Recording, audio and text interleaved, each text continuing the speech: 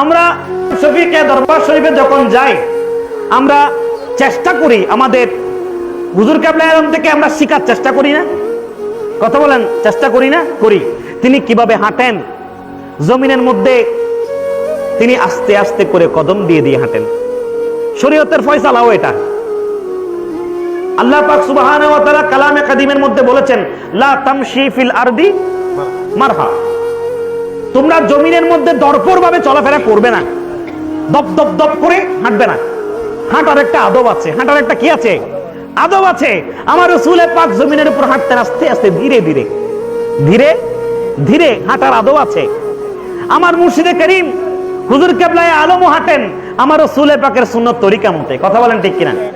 হুজুর কেবলায়ে আলম এখন তো সুস্থতার জন্য হাঁটতে কষ্ট হয়, কিন্তু আপনারা দেখেছেন যখন সুস্থ থাকতে হাঁটতো, আমার হুজুর কেবলায়ে আলমের জুতার আওয়াজ হতো, জুতার আওয়াজ শোনা যেত?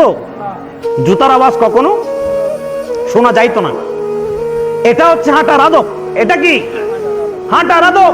আমার হুজুর কেবলায়ে আলম তিনি কখনো উচ্চস্বরে কথা বলেন না, এটা কথা বলার আদব।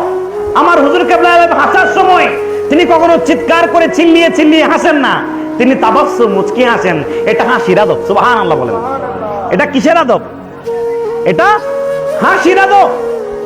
আমার হুজুর কেবলায়ে আলম খাবার সময় আর তো খাবার সময় মাদি এবারে কুজ্জে বানালেন, আর খাবার সময় ফেলে দিয়ে ওটা কুজ্জে বাদ দি বাতর দি কুড়ো গুস্ত মাছ ডিম ব্যাকিন দি এর দূরে চলেব খবরস্থানে ডেললেন আর আইলে বানানো ফেলাই। এগুলো খাবার আদব না। আমার হুজুর কেবলায়ে আলমকে দেখেছি আমি, তিনি অল্প অল্প করে ভাত নেন। কি করেন? অল্প অল্প করে ভাত নেন। এমনকি ছোটবেলায় আমি হুজুর কেবলায়ে আলমের সাথে যখন বসতাম, এক টেবিলে বসে খাইতাম আমি এবং হুজুর কেবলায়ে আলম, উনি আমাকে আদর করে ওনার পাশে বসাতো। তো আমি যখন খেতাম তখন তিনি আমার এই প্লেটের মধ্যে অল্প করে ভাত দিতেন এবং অল্প করে তরকারি দিতেন। তো আমি সেটা রাগ করতাম। হয়তো আরে কম দের খা, আরে কি কম দের খা, আয় যারে বিচে দিতাম, জীবের দম পরে বেরেবি আয় যাই বিচে দিতাম, হয়তো তুই আয় লাই।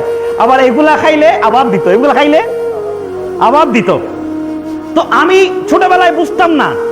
আমার হুজুর কেবলায়ে আলম দেখলাম যে তিনি এখনো পর্যন্ত খাবার সময় তিনি নেবেন অল্প করে, এগুলো খাবার পরে দরকার হলে আবার নেবেন। সুবহানাল্লাহ। এটা খাবার আদব। এটা কিসের আদব? এটা খাবার আদব। এরকম আমার হুজুর কেবলায়ে আলমের এই যে পুরো জিন্দেগি সবকিছু আমার রাসূল পাকের সুন্নত তরিকা মতে। সুবহানাল্লাহ। তো প্রিয় হাজরিন, আমরাও তো চেষ্টা করি হুজুর কেবলায়ে আলমকে দেখে দেখে শেখার চেষ্টা করি না? সে চেষ্টা আমরা করি। তো এটা আল্লাহ রাসূলের আদর্শ, এটা আল্লাহ রাসূলের আদর্শ। আমার হুজুর কেবলায়ে আলমের আদর্শ থেকে আমরা রাসূলের আদর্শ শেখার চেষ্টা করি। কারণ বুখারী মুসলিম তো পড়া সবার সাধ্য নাই। বুখারী মুসলিম পড়ে, সিয়াসিত্তার কিতাব পড়ে রাসূল পাকের আদর্শ, রাসূল পাকের চলাফেরা এটা পড়ে শিকার তো সুযোগ সবার নাই, কিন্তু দেখে শিকার একটা সুযোগ আল্লাহ আমাদের দিয়েছেন। আল্লাহ আমাদের দিয়েছেন, সেটা হচ্ছে আমাদের হুজুর কেবলা আপাদমস্তক হুজুর কেবলায়ে আলমকে দেখলেই আমার রাসূল পাকের সুন্নাত আমাদের শিখা হয়ে যায়। সুবহানাল্লাহ। প্যারে হাজরিন, বলছিলাম রব্বুল আলামিন কালামে কাদিমের সূরা আহজাবের 21 নম্বর আয়াতে বলেছেন, বিসমিল্লাহির রহমানির রহিম, লাকাদ কানা লাকুম ফি রাসূলিল্লাহি উসওয়াতুন হাসানাহ। আমার আল্লাহ বলেন, আমি আমার নবীর পুরো জিন্দেগিকে উসওয়ায়ে হাসানা বানিয়ে দিয়েছি তোমাদের জন্য।